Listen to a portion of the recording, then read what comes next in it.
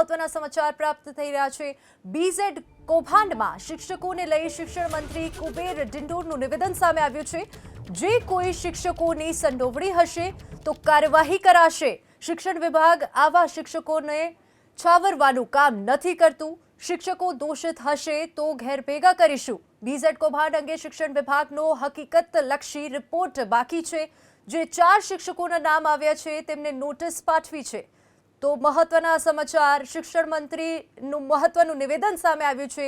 જે પણ શિક્ષક સંડોવણીમાં સામેલ હશે તેમની સામે કાર્યવાહી કરાશે। શિક્ષણ વિભાગ આવા શિક્ષકોને છાવરવાનું કામ નથી કરતું। સાબરકાંઠા અરવલ્લી બંનેમાં જે કંઈ શિક્ષક મિત્રોએ વ્યક્તિ નિર્માણ, પરિવાર નિર્માણ, સમાજ નિર્માણ, રાષ્ટ્ર નિર્માણનું જે કામ કરવાનું હતું એ છોડીને લોકો સાથે જે છેતરપિંડી કરી અને લોકોને જે મૂર્ખ બનાવીને જે બીઝેડમાં આ ફાઉન્ડેશન બનાવ્યું, પૈસા રોકવા માટે જેને લાલચ આપી હોય,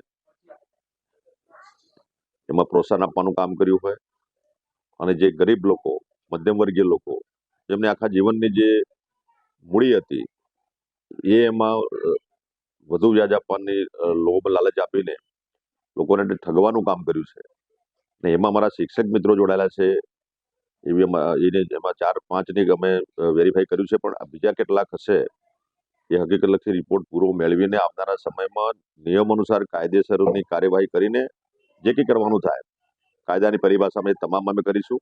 આ એક તકો શિક્ષકો જે આવી પ્રવૃત્તિમાં જોડાય છે સારી બાબત નથી। પોતાની નૈતિકતા ચૂકે છે, પોતાનો ધર્મ અને કર્મ ચૂકે છે એવા શિક્ષકોને અમારા સમાજને, શિક્ષણ સમાજને જે કલંકિત કરવાનું કામગીરી કરી રહ્યા છે એમને નિયમ અનુસાર કાયદાની પરિભાષામાં જે કંઈ કરવાનું થાય કરીશું। અમારા માનનીય મુખ્યમંત્રી સાહેબનો પણ સ્પષ્ટ સંદેશ છે।